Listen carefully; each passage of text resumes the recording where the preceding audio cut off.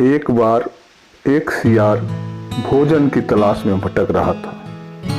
आज का दिन उसके लिए बहुत बुरा साबित हुआ था, क्योंकि उसे खाने को कुछ भी नहीं मिला था। थका मांदा और भूखा प्यासा वह देर तक घूमता रहा और अंत में शहर की गलियों में जा पहुंचा। उसे पता था कि सियार के लिए शहर में घूमना खतरे से खाली नहीं है, लेकिन वह इतना भूखा था कि उसने खतरे की परवाह नहीं की। अब तो जैसे ही हो मुझे कुछ खाना मिलना ही चाहिए, उसने मन में सोचा। लेकिन कहीं यहाँ पर कुत्ते और आदमी मुझ पर हमला न कर दे। तभी उसे खतरे का बिगुल सुनाई दिया। कुत्ते भौंक रहे थे। वह समझ गया कि अब वे उसका पीछा करेंगे। वह डर गया और उसने भागना शुरू किया, लेकिन कुत्तों ने उसे देख लिया था और वे उसका पीछा करने लगा।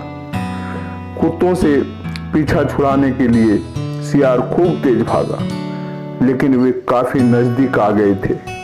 प्राण बचाने के लिए वह एक घर में घुस गया। वह घर एक रंग वाला का था। आंगन में नीले रंग से भरा एक नाद रखा था। सियार ने उसी में छलांग लगा दी। जब कुत्ते सियार को ना पा सके तो निराश होकर वह लौट गए। सियार नाद में कुछ देर छुपा रहा।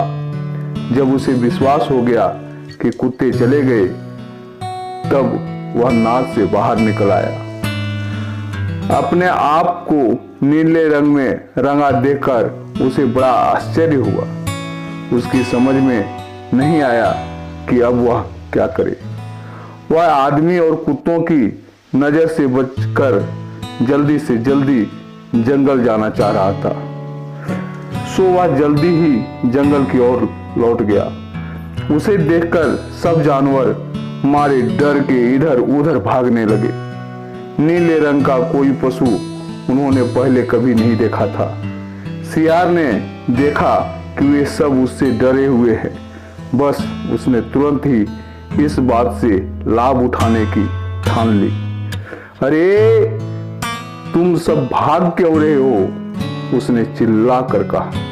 आओ वापस आ जाओ और मेरी बात सुनो।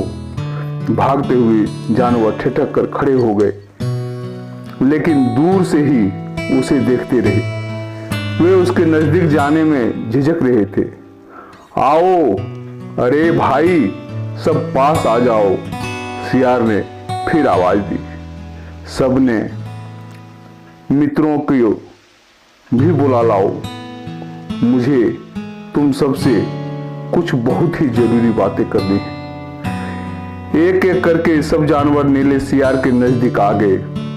शेर, हाथी, बंदर, खरगोश, हिरन और बहुत सारे जानवर आकर उसके चारों ओर खड़े हो गए।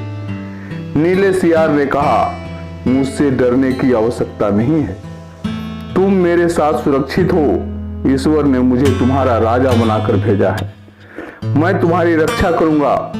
पशुओं ने उसके कहे पर विश्वास कर लिया। सबने उसे नमस्कार किया। उन्होंने कहा, हे राजन, हम सब आपको राजा मानते हैं। हम ईश्वर को धन्यवाद देते हैं कि उसने आपको हमारे पास भेजा है।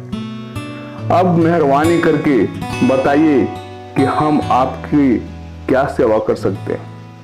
नीले सियार ने कहा, तुम्हें अपने राजा की देखभाल खूब अच्छी तरह से करनी चाहिए और हमारे खान पान का अच्छा प्रबंध होना चाहिए। जानवर बोले, राजन ऐसा ही होगा। हम अपने राजा के सुख के लिए कुछ भी कर सकते हैं। इसके अलावा आपके लिए हम और क्या कर सकते हैं। तुम्हें सदा अपने राजा का वफादार रहना चाहिए, तभी राजा शत्रुओं से तुम्हारी रक्षा कर सकता है, चालाक सियार ने कहा।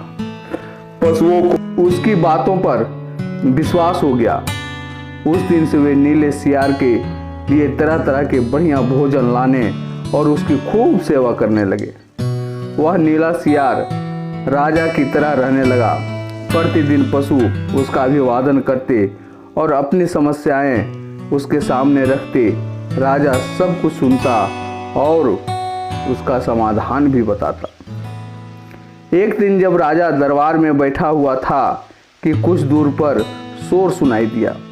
वह आवाज़ सियारों के एक झुंड की थी। बहुत दिनों से नीले सियार ने अपनी जाति के लोगों की आवाज़ नहीं सुनी थी। वह अकेलापन महसूस कर रहा था। आवाज़ को सुनकर वह बहुत खुश हुआ। उस समय वह भूल गया कि वह अब राजा है। उसने सिर उठाया और असली सियार की तरह हुआ हुआ हुआ हुआ करने लगा। उसकी यह आवाज़ सुनकर सब जानवर फौरन जान गए कि वह कौन है। वह तो एक छोटा सा सियार था। उसने उन सब को खूब धोखा दिया। सब जानवर को बहुत गुस्सा आया और वे उसे मारने के लिए दौड़े, मगर तब तक वह सियार 9-11 हो चुका था। तो दोस्तों, अगर कहानी आपको अच्छी लगी तो आप हमारे चैनल को सब्सक्राइब करें, लाइक करें, शेयर करें